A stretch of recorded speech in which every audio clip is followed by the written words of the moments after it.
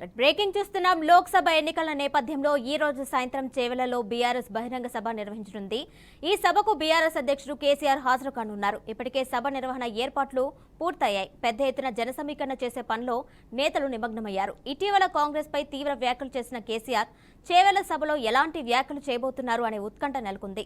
దీనిపై మరింత సమాచారం మా ప్రతినిధి వాసు అందిస్తారు. వాసు, చెప్పండి, చేవెళ్లలో నిర్వహించే బీఆర్ఎస్ భారీ బహిరంగ సభకు సంబంధించిన అప్డేట్స్ ఇవ్వండి. కిరణమయ్యి, రానున్న లోక్సభ ఎన్నికలకు సంబంధించి బీఆర్ఎస్ పార్టీ ఎన్నికల శంఖారావాన్ని పూరించనున్నది. ఇవాళ చేవెళ్లలో ప్రజా ఆశీర్వాద సభ పేరుతోని బీఆర్ఎస్ అధినేత ముఖ్య అతిథిగా సభకు హాజరు కానున్నారు. ప్రధానంగా లోక్సభ ఎన్నికలకు సంబంధించి 100 నియోజకవర్గాల చుట్టూ వచ్చే విధంగా కేసీఆర్ బస్సు యాత్రను కూడా ప్లాన్ చేసుకుంటున్నారు. దానిలో భాగంగా ఇవాళ లోక్సభ ప్రచార సభకు సంబంధించి ఇవాళ ఈ చేవెళ్ల ద్వారా లోక్సభ ఎన్నికల ప్రచారాన్ని ప్రారంభిస్తున్నారు. గత అసెంబ్లీ ఎన్నికల్లో 97 నియోజకవర్గాలలో ప్రచారం చేసిన బీఆర్ఎస్ అధినేత కేసీఆర్ ఈ లోక్సభ ఎన్నికలకు సంబంధించి 100 అసెంబ్లీ నియోజకవర్గాలు లో ప్రచారం చేసే విధంగా షెడ్యూల్ ఖరారు చేసుకుంటున్నారు. దానికి సంబంధించిన ఏర్పాట్లను కూడా పార్టీ ముఖ్య నేతలు పర్యవేక్షిస్తున్నారు. ప్రధానంగా చేవెళ్ల సభకు సంబంధించి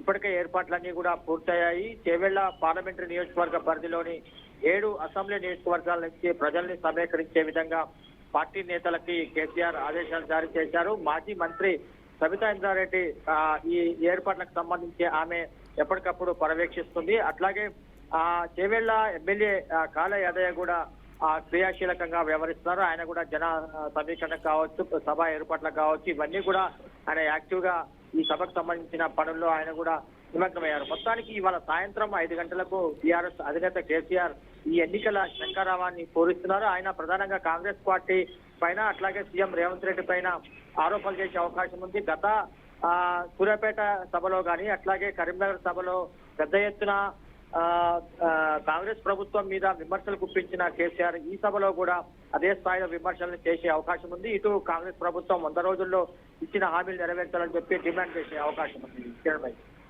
రైట్ వాసు, థ్యాంక్ యూ.